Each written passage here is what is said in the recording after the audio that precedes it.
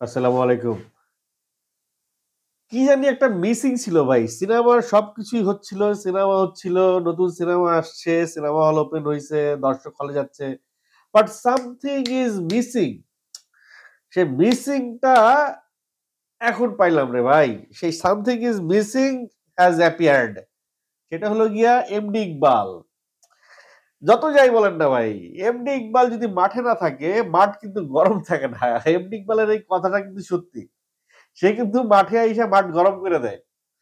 এই যে দরদ দিয়ে এমডি ইকবাল কোনো কথাই বললো না, দরদ দিয়ে এমডি ইকবালের কোনো ভিডিও আসলো না, দরদ দিয়ে এমডি ইকবালের কোনো অ্যাপিয়ারেন্স হলো না, দরদ কিন্তু সেই লেভেলের গরম করতে পারলাম না।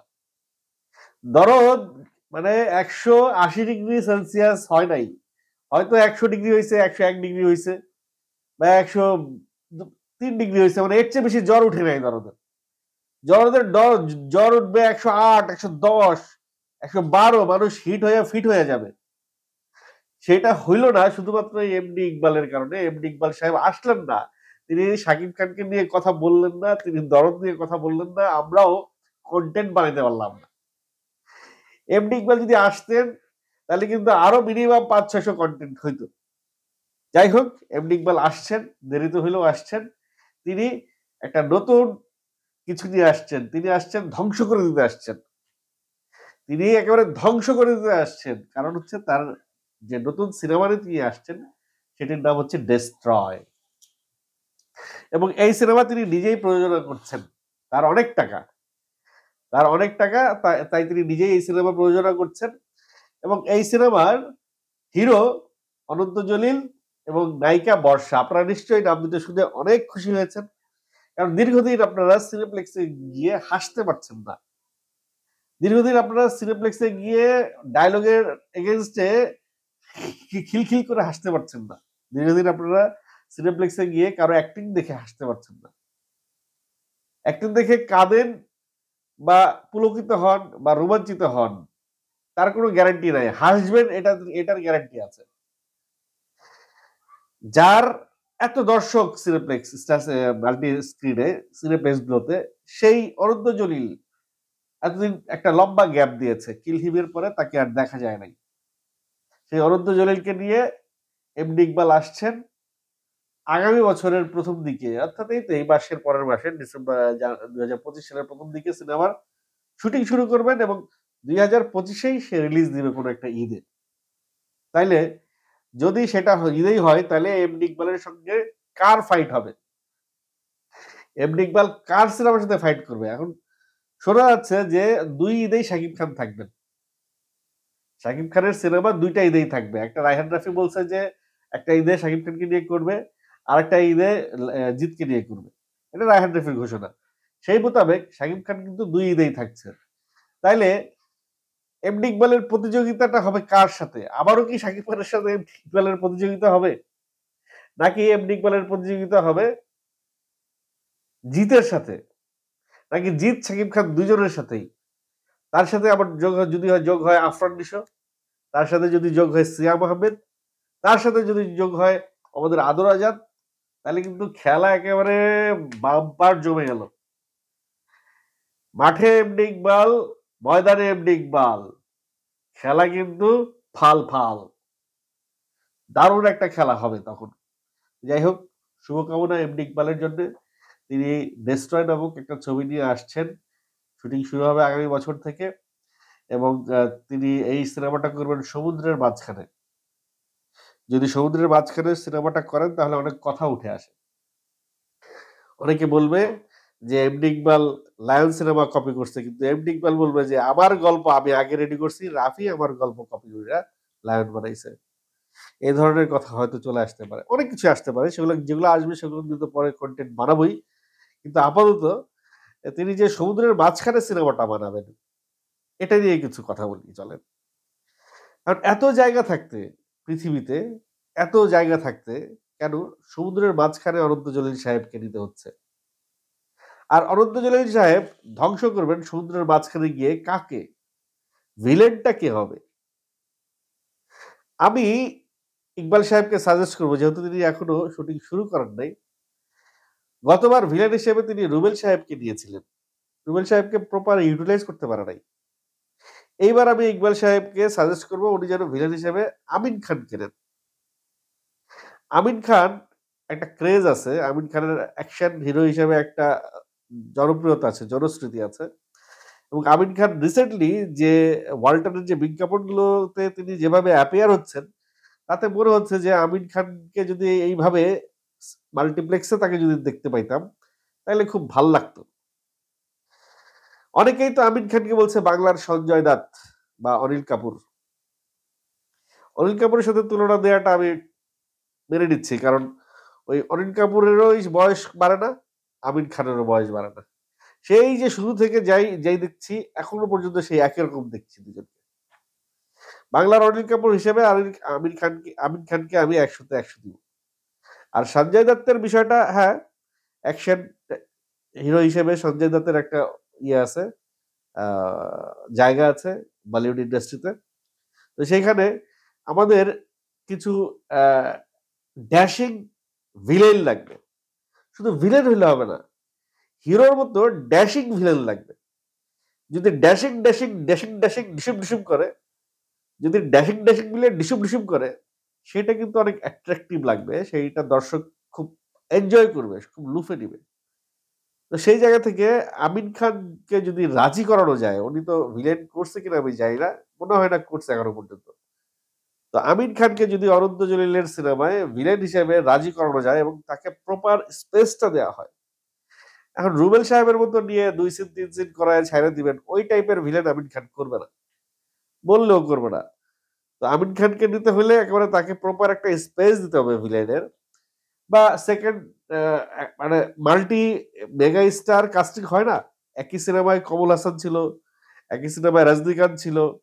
এরকম হয় না? একই সিনেমায় রজনীকান্ত, অমিতাভ বচ্চন ছিল। হয়তো।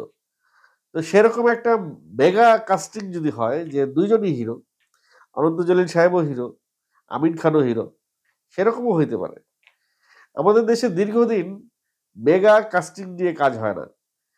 মাল্টি কাস্টিং নিয়ে দীর্ঘদিন কাজ হয় না। আর ইকবাল সাহেব যতটুক আমি তারে চিনি, তার সিনেমা ব্যবসা হোক বা না হোক, সে কিন্তু চ্যালেঞ্জ গ্রহণ করে। তার কিন্তু চ্যালেঞ্জ গ্রহণ করার কলিজা আছে। সে কার সাথে কথা বলতেছে সেটা ইম্পোর্টেন্ট না। সে কিন্তু সমানে, সমানে কথা বলে। সে কাউকে ছাড় দিয়ে কথা বলে না। তার যে কথা বলার হাইপ, মানে হয় না যে ধরেন যে এলাকার কমিশনারে একজন পাতিমাস্তান এসে থ্রেট দিচ্ছে। সে জানে না সে এলাকার কমিশনার, কিন্তু সে থ্রেট ঠিকই দিচ্ছে। হয় না এরকম অনেক সিন হয়ে যায় অনেক সময়। দেখা যাচ্ছে যে এক ম্যাজিস্ট্রেটরে এক পুলিশের এসআই আটকাইছে। এই যে কয়েকদিন আগেই তো হইছে ভাই।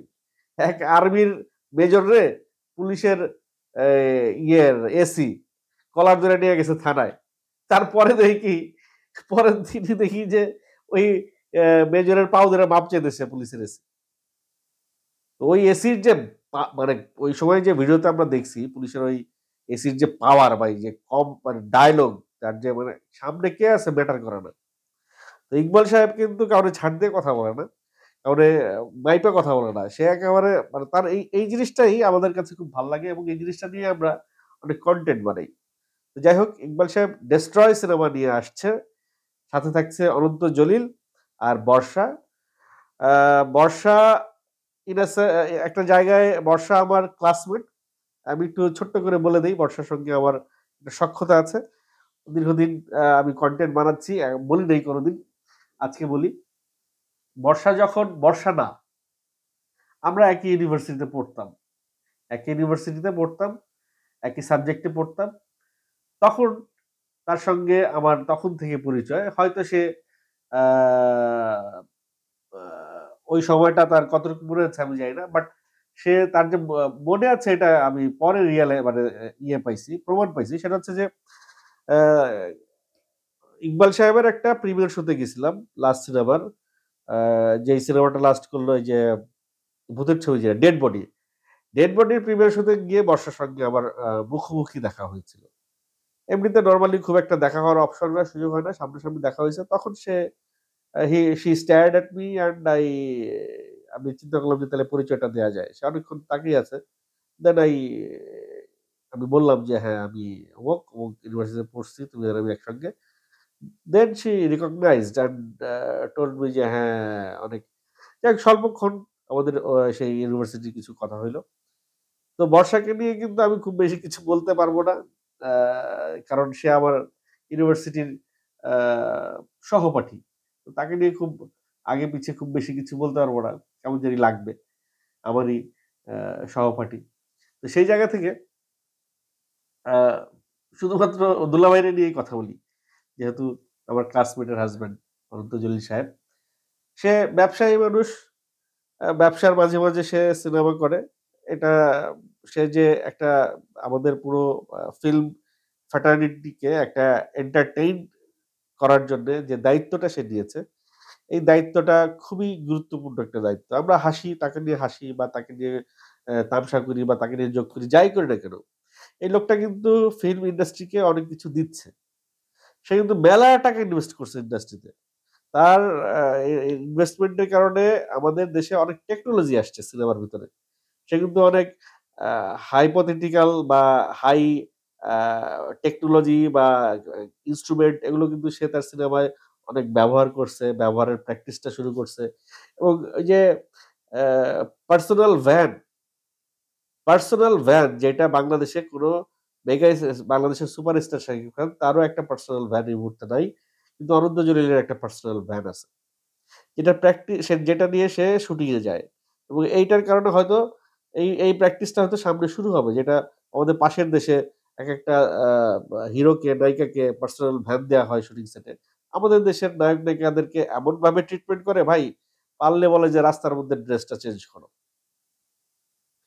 নতুন যারা আসে নায়ক-নায়িকা তাদের সাথে যে কি ট্রিটমেন্ট হয়, সেটা দেখলে ওই মানে কাইন্দা দিবেন। যারা একটু সিনিয়র হয়ে যায় তাদেরকে একটু স্পেস দেয়। শাকিব খান হইলো অন্য কথা। তার জন্য আলাদা মেকআপ রুম থাকে। শাকিব খানের জন্য কিন্তু আলাদা মেকআপ রুম থাকে। বা বুবলির জন্য আলাদা মেকআপ রুম থাকে। বাদবাকি সবার জন্য আবার আলাদা মেকআপ রুম। কিন্তু যে ছেলেটি নতুন এসছে, যে মেয়েটি নতুন আসছে তার জন্য আলাদা বলে কিছু নাই। তাকে যে কঠোর একটা জায়গা দিয়ে পার হয়ে আসতে হয়, সেটা কিন্তু খুব কঠিন। যাই হোক ওইটা সিনেমার প্রসঙ্গ না, ওইটা আজকের কনটেন্ট এর প্রসঙ্গ না। আজকে কথা বলছি 'ডেস্ট্রয়' নিয়ে।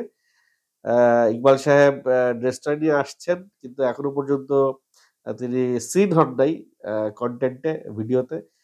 দেখি ইকবাল সাহেবের সঙ্গে কথা বললে আমি তার একটা ইন্টারভিউ করতে পারি কিনা।